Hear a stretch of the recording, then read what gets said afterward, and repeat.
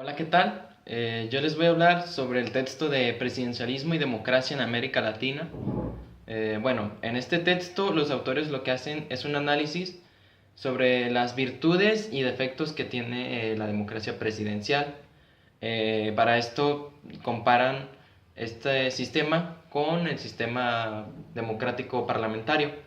Eh, Mediante muchas investigaciones de otros autores que nos exponen aquí, como por ejemplo que se realizan eh, mediciones de democracia entre los países sobre qué tan democrático es, y resultaba que los países con mejor democracia eran parlamentarios y los de menor democracia eran presidenciales.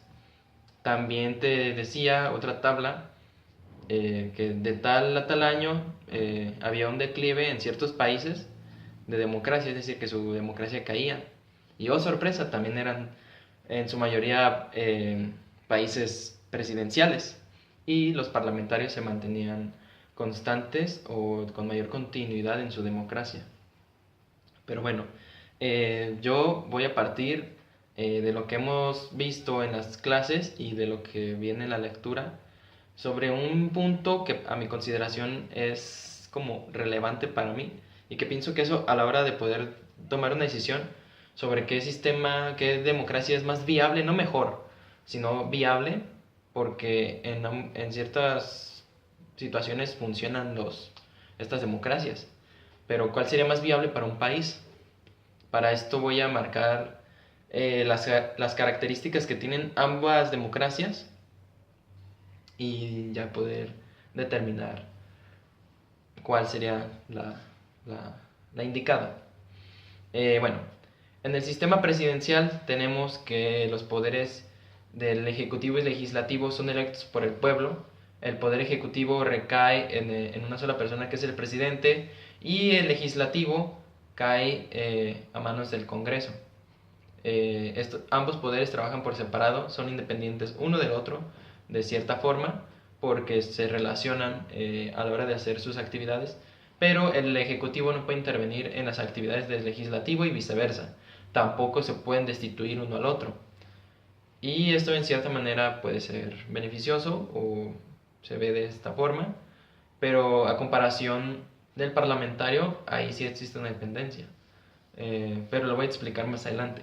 No es tanto una dependencia porque en el presidencialismo no es así, trabajan por separado, pero no hay dependencias. Pero de cierta manera, porque en el parlamentario se pudiera tomar de esa manera. También en el sistema presidencial tenemos los periodos de gobierno, es decir, los periodos de gobierno están fijos, están establecidos. De tal a tal año tiene que gobernar y no se puede destituir, como ya lo dije. Y a comparación del sistema parlamentario, el Parlamento controla el poder ejecutivo, el Parlamento designa quién va a estar como primer ministro, y el primer ministro sería algo así como el presidente. Eh, Aquí es donde les digo que está esta dependencia o esta relación, porque el tiempo que dure al gobierno del primer ministro depende mucho del Parlamento, y eso nos dice dos cosas. La primera es que los periodos de gobierno entonces en el sistema parlamentario no son fijos, porque depende, como ya le dije, del Parlamento, y en segunda, dependen porque está un término en el sistema parlamentario, en la democracia parlamentaria, la cual es el voto de confianza. Y en medida que el primer ministro tenga este voto de confianza por parte del Parlamento, va a durar más tiempo en el poder. En el momento que el primer ministro haga cosas que no son del interés o que resulten poco benéficas para el país, el Parlamento opta por destituirlo, quitar su avance como gobernante y poner a otra persona. Por eso digo que aquí sí depende mucho el primer ministro del Parlamento. El Parlamento es electo por el pueblo, no lo había mencionado, y el Ejecutivo no. El Ejecutivo, como ya le dije, es designado por el Parlamento. Bueno, así brevemente, porque el tiempo es oro, son estas características las cuales me van a ayudar a responder cuál entonces es más viable. ¿Por qué? Porque pongamos un ejemplo. el cual puede llegar a pasar. Lo habíamos visto también en clase, creo, no muy específico así como lo voy a decir yo, tampoco con, no sé si buenos argumentos, pero de cierta manera voy a explicar por qué estas características que acabo de nombrar y primordialmente la de las acciones que tiene estos poderes.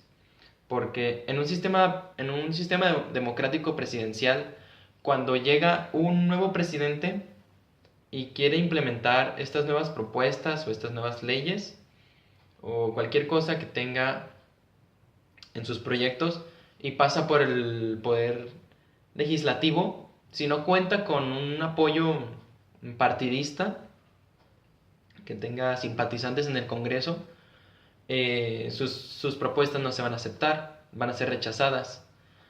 Y esto, a mi consideración, es muy preocupante porque como no pueden destituir de su poder al presidente y tiene que durar cierto tiempo en el poder, todo ese tiempo que se le negó a hacer estas propuestas, el país va a estar estancado, es decir, no va a existir un progreso hasta que se termine su mandato y llegue otra persona, no sé, la cual en el Congreso pues también que acepte sus propuestas.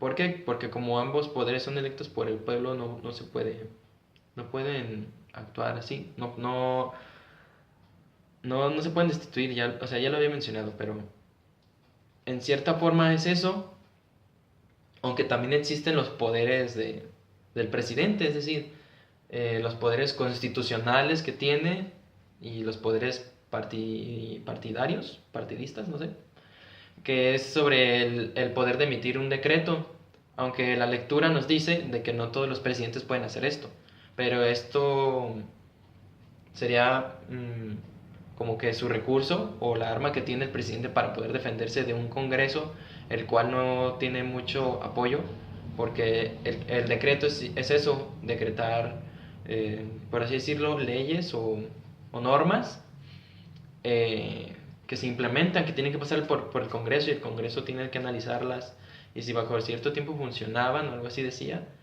se aprueban. Pero bueno, ese no es el punto. El punto es que cuando quiere el presidente hacer algo y no se lo rechazan, se queda estancado el país, ¿no? Bueno, ahora nos vamos al sistema parlamentario y ¿qué vemos aquí? Como ya había dicho antes, de que existe esta dependencia, obviamente el primer ministro, si está en el poder, es porque tiene la confianza del parlamento. Y obviamente, si es así, es porque el primer ministro hace cosas que, que son benéficas. Pero cuando haga algo que no esté de acuerdo o cuando exista este choque de ideas como en el presidencial, de que no se llegue a un acuerdo, no se tiene por qué soportar pues este periodo y hasta que termine su gobernanza, ¿no? En ese momento se corta, se destituye y se pone a alguien más. Y así le evitas al país este estancamiento. Y yo pienso que eso tiene mucha libertad por parte de esa democracia y de cierta medida es muy efectiva, o pienso yo que es efectiva, porque, como le digo, o sea, le da mucha libertad al Congreso de poder determinar. Y aunque todo depende también de qué acciones se tomen por parte del Congreso, digo, del Parlamento. Pero obviamente si se destituye es porque no está haciendo algo bien. Y en el presidencial, si no se hace eso, o sea, si no actúan, se quedan así hasta que se acabe su tiempo de gobierno.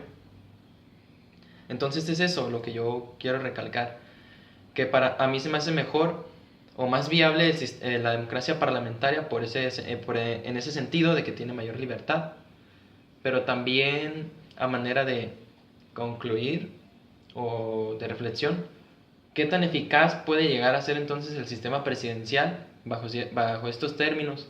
Porque obviamente sí funciona, si no, no existiera el sistema presidencial.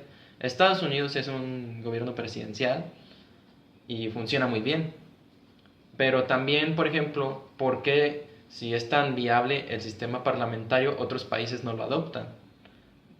Porque parece ser muy eficaz, pero sin embargo no todos lo usan. Pero bueno, también quisiera ver Entonces, ¿qué otros argumentos o qué otros puntos encuentran ustedes sobre estas democracias? Y ver su opinión. Bueno, espero que les haya gustado el video, que les haya servido, que mi aporte sea como una perspectiva de mirar este tema y bueno, gracias por ver el video.